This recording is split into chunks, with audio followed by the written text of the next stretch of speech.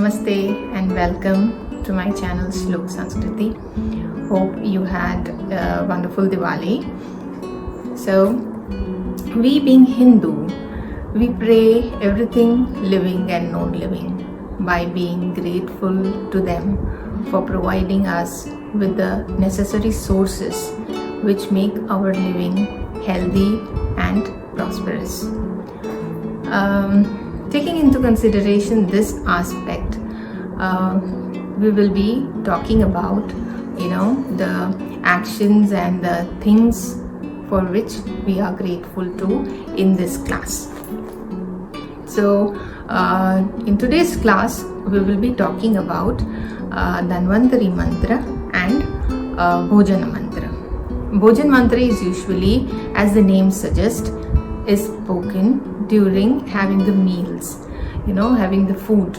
So we are grateful to the provider of that food, we are grateful to God, and we are grateful to the food itself, right? And secondly, Dhanvantari mantra is spoken, is chanted for Lord Dhanvantari.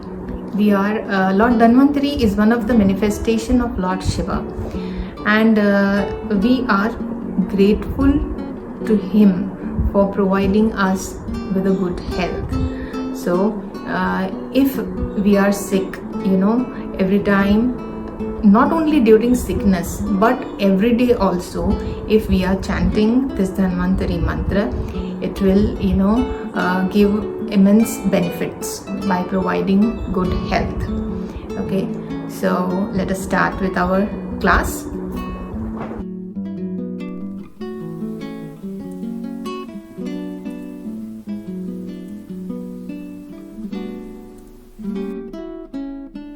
Let us start with our class 8. Let us start with Shlok 32, Bhojan mantra. This is the mantra which is usually chanted before having food, before having any meals. Okay, so let us start. Brahmarpanam Brahmahavi Brahmagno Brahmanahutam Brahmaiva Tena Gantavyam Brahma Karma Samadhina. Again, I will be repeating same. Brahmarpanam Brahma Havihi Brahmagno Brahmanahutam Brahmaiva Tena Gantavyam Brahma Karma Samadhina. And after this, it is followed by Shanti mantra, which we have done in our last class. Okay, so Shanti mantra was like Om Sahanavavatu Sahanau Bhunaktu Sahaviryam Karavavahe Tejasvi Navaditamastu Ma Vidvishavahe. Om Shanti Shanti Shanti.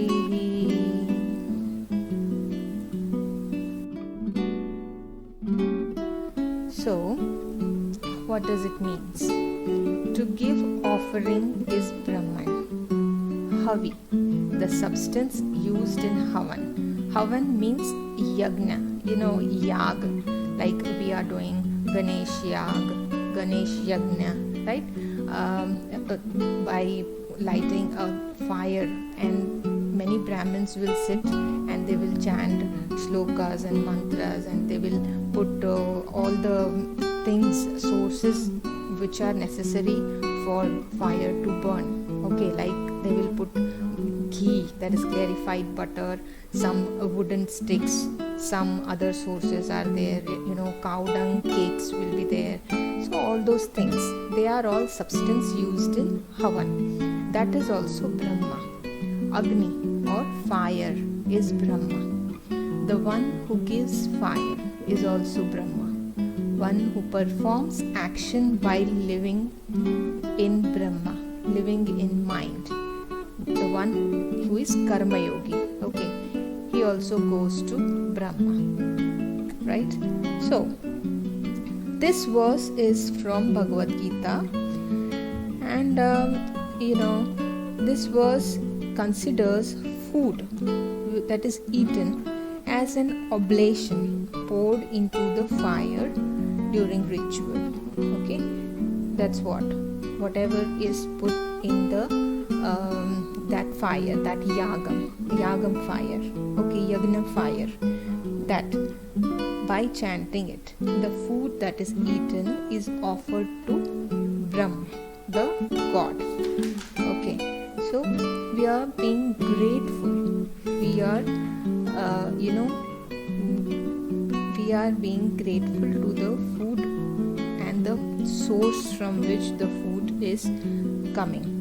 Okay, and like it is said that what you eat is what you become, right? So by Bhojan Mantra we show our respect and offer thanks for the food given by God.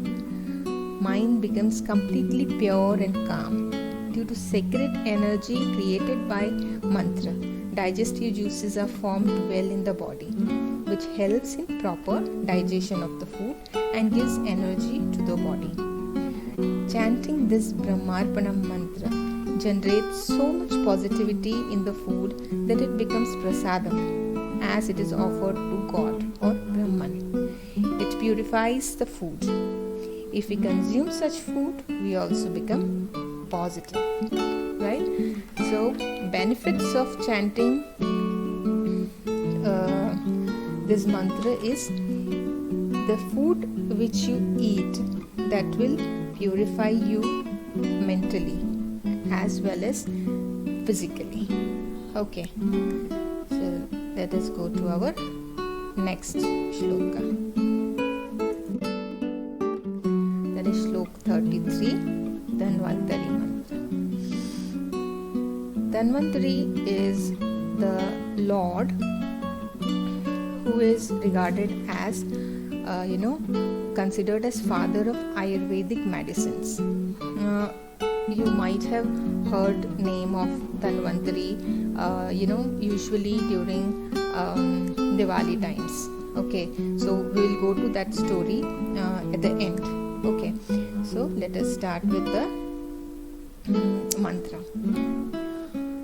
Om Namo Bhagavate Mahasudarshanaya Vasudevaya Dhanvantaraye Amrutakalashahastaya Sarvabhaya Vinashaya Sarvaroga Nivaranaya Trailokapataye Trailokyanidhaye Shri Mahavishnu Swarupa Shri Dhanvantari Swarupa Shri Shri Aushadha Chakra Narayanaya Swaha. So, Om Namo Bhagavate, okay, Mahasudarshanaya. So, Sudarshanaya is one of the name of Lord Vishnu. So, he is also called as Dhanvantari God. Lord Dhanvantari is also called Sudarshanaya. So, we are praying to him.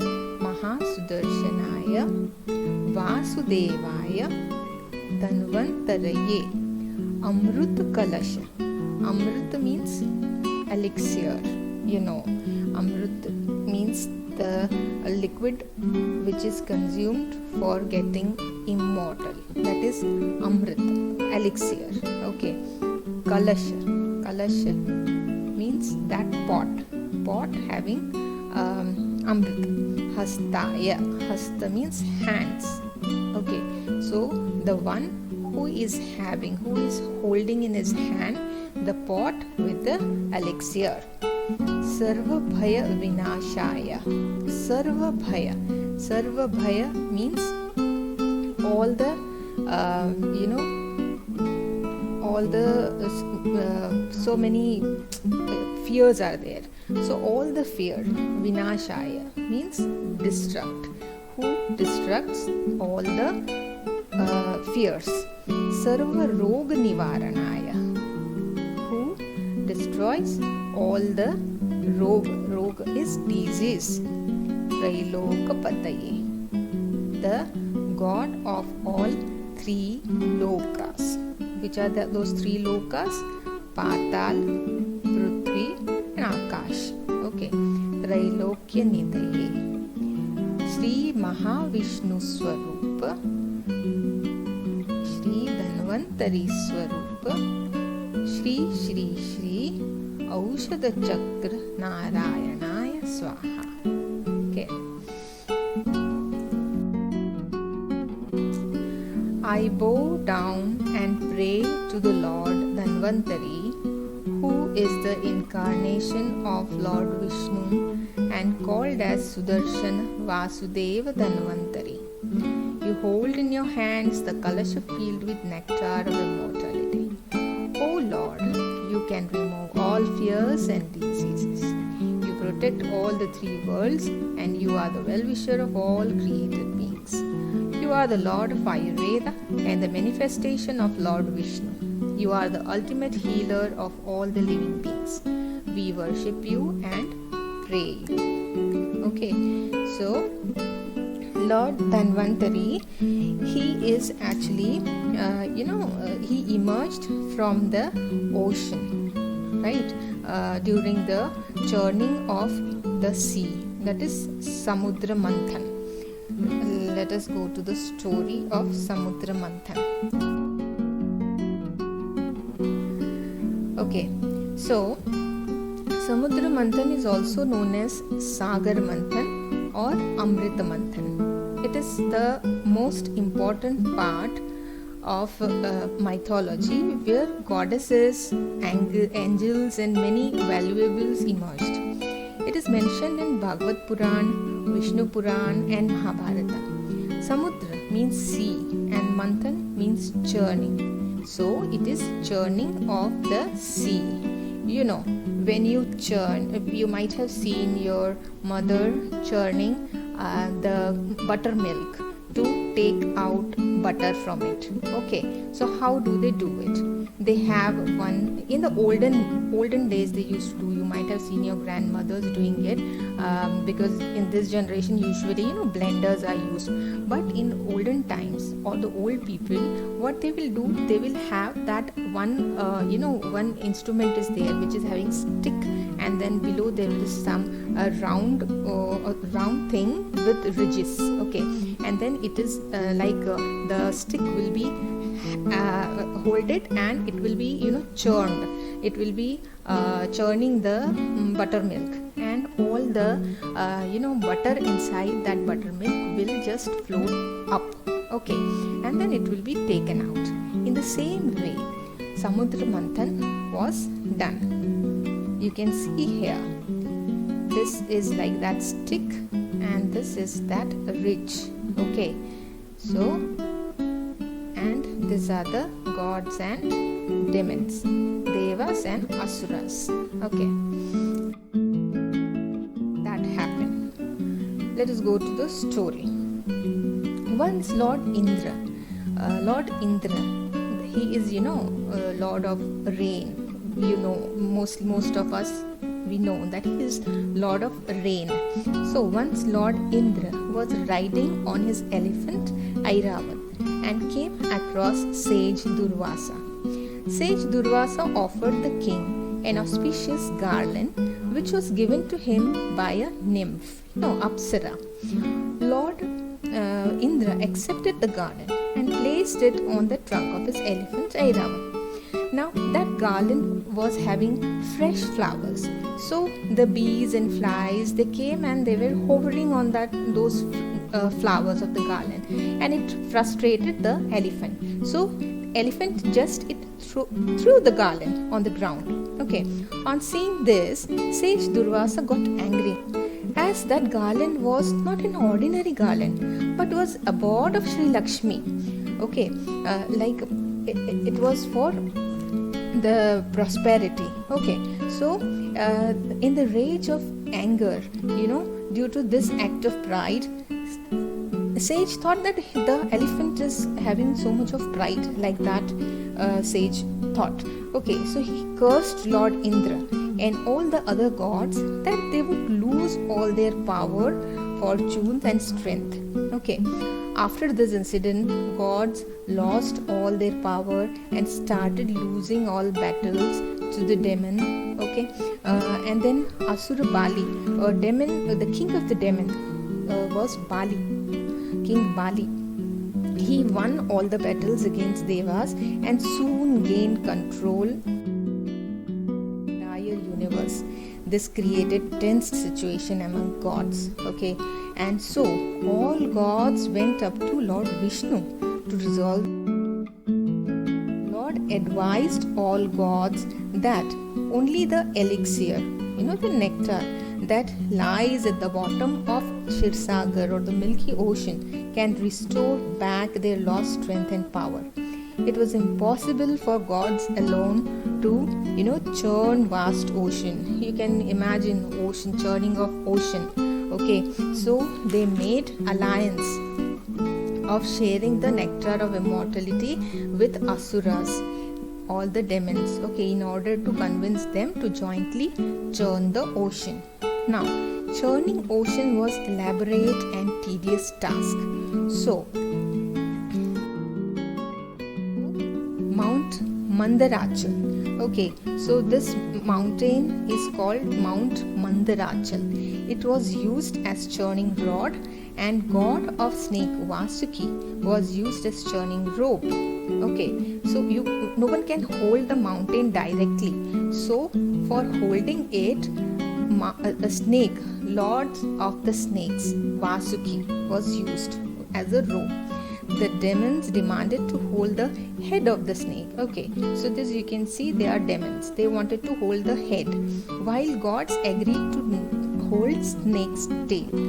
Now Mount Mandarachal began to sink when it was placed in the ocean. Right, Mount Mandarachal was so heavy, of course it will start sinking. Okay, so seeing this, Lord Vishnu took the form of Kurma, a turtle.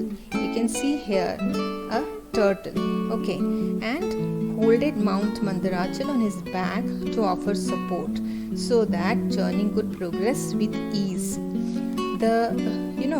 When it was getting churned, what happened? In the first few years, this snake was getting lord of the snakes Vasuki, he was getting irritated, and so the fumes, he started emitting fumes from his mouth.